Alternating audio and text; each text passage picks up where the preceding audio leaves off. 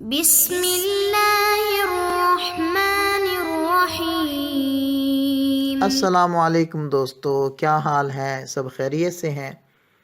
سابقہ لیکچر میں ہم نے کلمہ کی 3 اقسام اسم، فعل اور حرف کے بارے میں پڑھا تھا، اور اس لیکچر میں اسم اور فعل کا ضروری بیان آ گیا تھا۔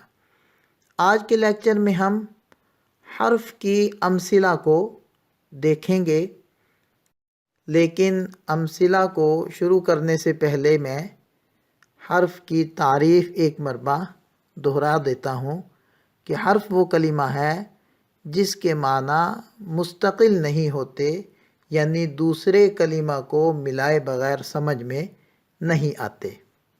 اردو میں بہت سارے حروف استعمال ہوتے ہیں، جیسے پر، میں، کو، تک، سے وغیرہ۔ اب دیکھیں کہ ان میں سے کسی حرف کا معنی بھی اکیلے سمجھ میں نہیں آ رہا۔ اب پر کا کیا معنی؟ ایسے ہی میں کا کوئی معنی نہیں، سے اور تک، ان کے کوئی معنی سمجھ میں نہیں آ رہے۔ لیکن اگر ہم انہی حروف کو کسی نہ کسی اسم کے ساتھ جوڑ دیں، جیسے چھت پر، کمرے میں، آپ کو، مسجد تک،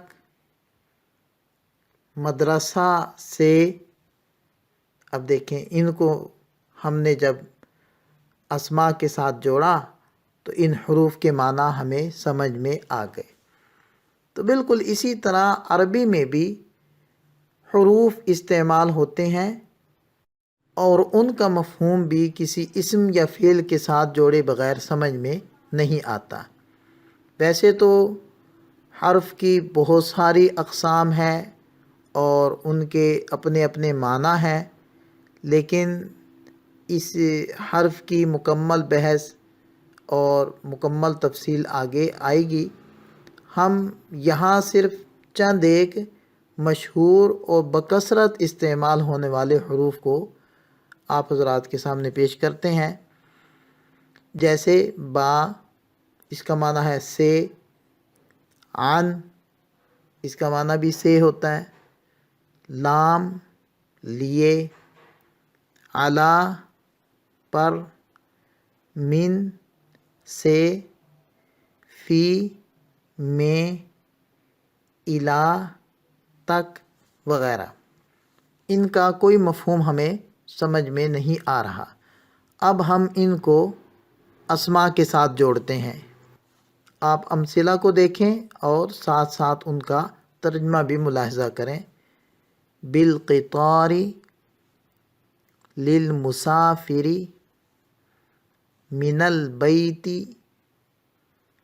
عن التذکرۃ، علی الرصیف، فی المحفظۃ، علی الارض، فی السماء، الی المحطۃ، بالبرایۃ، فی البرکۃ، بالاشارۃ، فی الفناء، علی الصندوق، فی اللیل، للبستانی، فی الحمام۔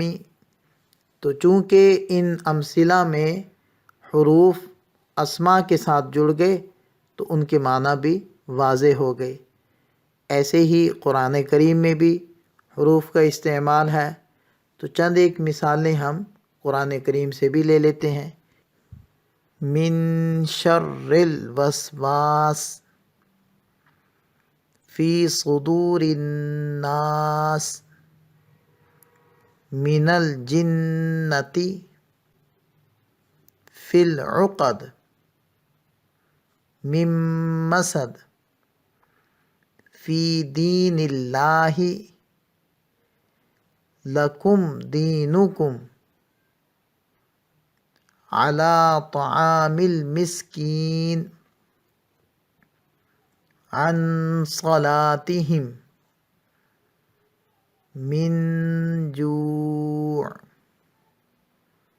من خوف في تضليل عليهم من سجيل في الحطمة على الأفئدة في عمد ممددة لها على ذلك لربه لكنود لحب الخير في القبور في الصدور من أهل الكتاب فيها كتب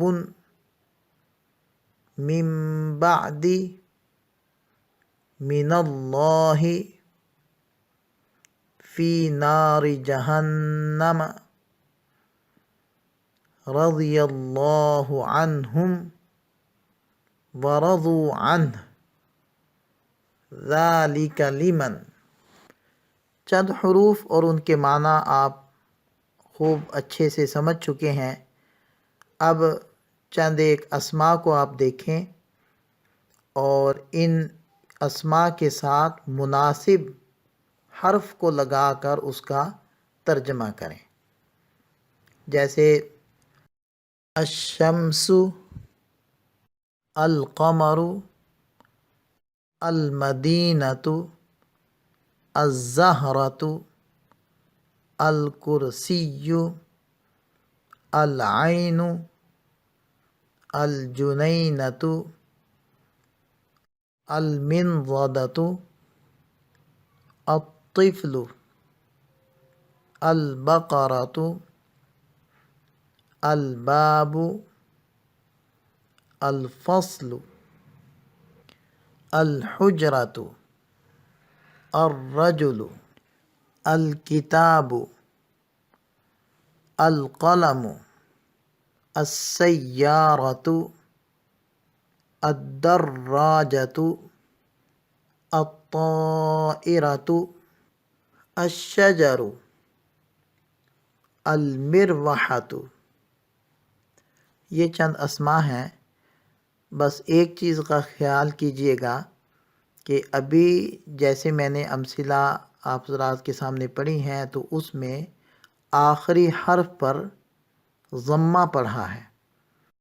آپ نے جب ان اسماء کے شروع میں حرف کو لگانا ہے تو پھر آخری حرف کے نیچے ضمہ کو ہٹا کر آپ نے کسرہ لگا دینا ہے.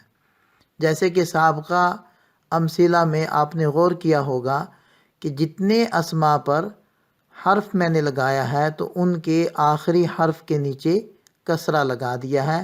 تو آپ نے اس چیز کا خیال رکھنا ہے.